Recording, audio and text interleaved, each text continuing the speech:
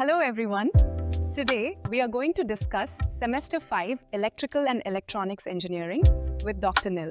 This subject is the backbone of electrical and electronics engineering and helps students connect theory with real-world electronics.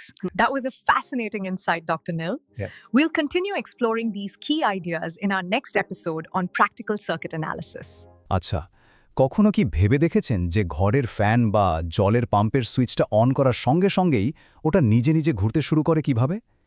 এর পেছনে যে দারুণ একটা প্রযুক্তি কাজ করে সেটাই কিন্তু আমাদের আজকের আলোচনার মূল বিষয়।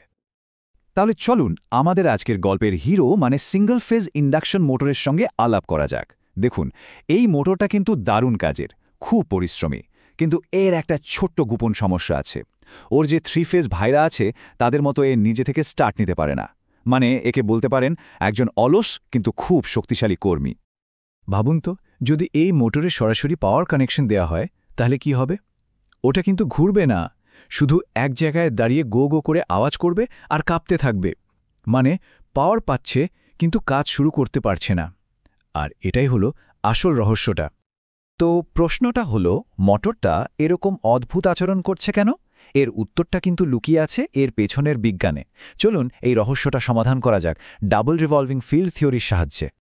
দেখুন, সিঙ্গেল ফেজ সাপ্লাই একটা পালসেটিং ম্যাগনেটিক ফিল্ড তৈরি করে। ব্যাপারটা অনেকটা দড়ি টানাটানি খেলার মতো। ভাবুন, দুই দিকেই সমান শক্তিশালী দুটো দল টানছে। কি হবে? দড়িটা মাঝখানে শুধু কাঁপতে থাকবে, কোনো দিকেই যাবে না, তাই না? মোটরের ভেতরেও ঠিক এটাই হয়। ওকে ঘোরানোর জন্য আমাদের দরকার একটা রোটেটিং বা ঘূর্ণায়মান ফিল্ড, মানে এমন একটা অবস্থা যেখানে একটা দল শুরুতেই একটু অ্যাডভান্টেজ পেয়ে যায়। এই ডাবল রিভলভিং ফিল্ড থিওরি ঠিক এটাই বলে। এটা অনুযায়ী একটা পালসেটিং ফিল্ডকে আমরা আসলে দুটো আলাদা ফিল্ড হিসাবে ভাবতে পারি। দুটোই অর্ধেক শক্তির, আর একে অপরের ঠিক উল্টো দিকে একই স্পিডে ঘুরছে।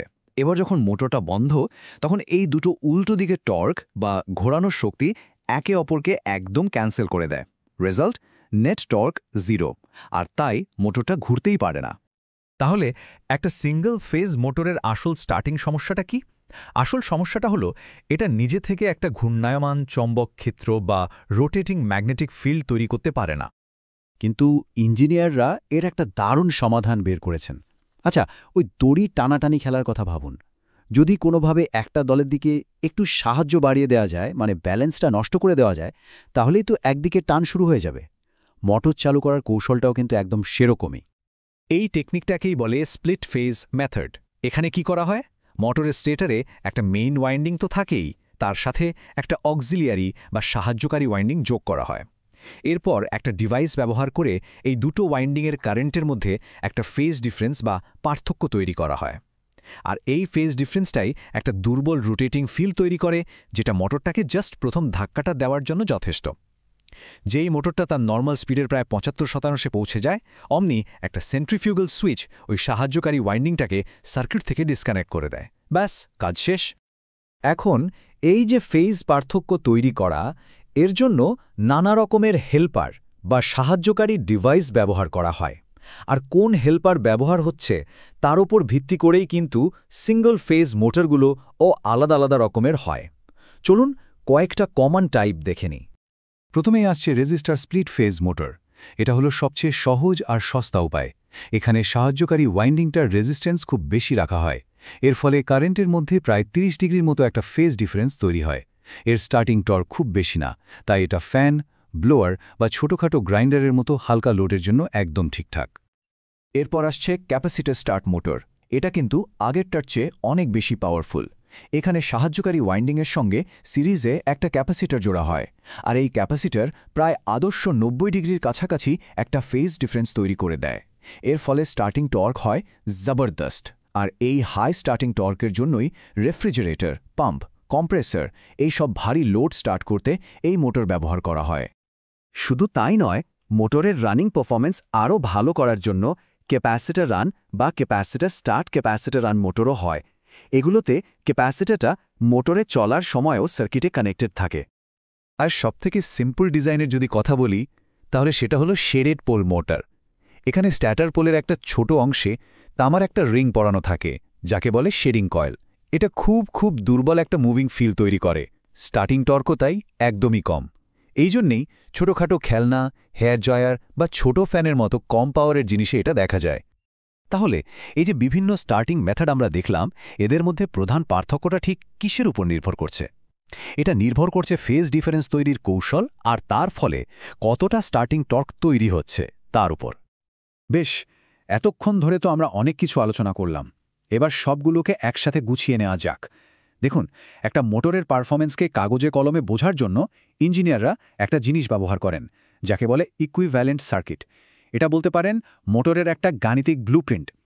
এই ইকুইভ্যালেন্ট সার্কিটটা কিন্তু সেই ডাবল রিভলভিং ফিল্ড থিওরির ওপর বেস করেই বানানো। আর এর সবচেয়ে বড় সুবিধা কি জানেন? এর সাহায্যে একটা মোটর বাস্তবে তৈরি করার আগেই ইঞ্জিনিয়াররা বলে দিতে পারেন যে সেটার স্পিড কেমন হবে, টর্ক কতটা হবে বা এফিসিয়েন্সি কেমন হবে। এটা কিন্তু একটা দারুণ পাওয়ারফুল টুল। চলুন তাহলে এক নজরে সবটা আরেকবার দেখে নিই। Registered split phase, starting torque কম, দামও কম। ব্যবহার হয় ফ্যান বা ব্লোয়ারে। ক্যাপাসিটার স্টার্টিং টর্ক হাই, দামটা একটু বেশি। ব্যবহার হয় রেফ্রিজারেটর বা পাম্পের মতো জায়গায়। আর শেডেড পোল, স্টার্টিং টর্ক আর দাম দুটোই খুব কম, তাই ব্যবহার হয় ছোট খেলনা বা হেয়ার ড্রায়ারে। তাহলে পুরো আলোচনার মূল কথাটা কি? একটাই, সহজ কিন্তু দারুণ চালাক একটা ট্রিক। একটা ফেজকে নকল দুটো ফেজে ভাগ করে দেওয়া, আর এটাই মোটরের নিজে থেকে স্টার্ট হতে না পারার মতো একটা বড় সমস্যার সমাধান করে দেয়। একটা কথা আছে, খুব সাধারণ দেখতে একটা সমস্যার জন্য একটা অসাধারণ সহজ সমাধান খুঁজে বের করাই হলো আসল ইঞ্জিনিয়ারিং। এই সিঙ্গল ফেজ ইন্ডাকশন মোটর কিন্তু এই কথাটার একটা পারফেক্ট উদাহরণ। দেখুন, এই কনসেপ্টটা বোঝা কিন্তু শুধু একটা পরীক্ষার টপিক পাস করার জন্য নয়, এটা আসলে একটা মাইন্ডসেট তৈরি করার ব্যাপার। যে কোনো বড় সমস্যাকে ছোট ছোট অংশে ভেঙে তার আসল কারণটা খুঁজে বের করা, আর তারপর তার জন্য একটা সহজ কিন্তু কার্যকর সমাধান তৈরি করা। এই অ্যাপ্রোচটাই তো ইঞ্জিনিয়ারিং। আর এই মাইন্ডসেটটাই কিন্তু আমাদের ভবিষ্যতের বড় বড় চ্যালেঞ্জ, সেটা ইলেকট্রিক ভেহিকল হোক বা স্মার্ট গ্রিড, সেগুলোর সমাধান করতে সাহায্য করবে। তাই আজকের আলোচনা শেষ করার আগে একটা প্রশ্ন রেখে গেলাম। এই যে একটা ফেজকে ভেঙে দুটো বানানোর মতো সহজ একটা সমাধান আমরা দেখলাম, এই একই রকম চিন্তাভাবনা ভবিষ্যতের আর কোন বড় টেকনোলজিক্যাল সমস্যার সমাধানে কাজে লাগানো যেতে পারে বলে মনে হয়? অবশ্যই ভেবে দেখবেন।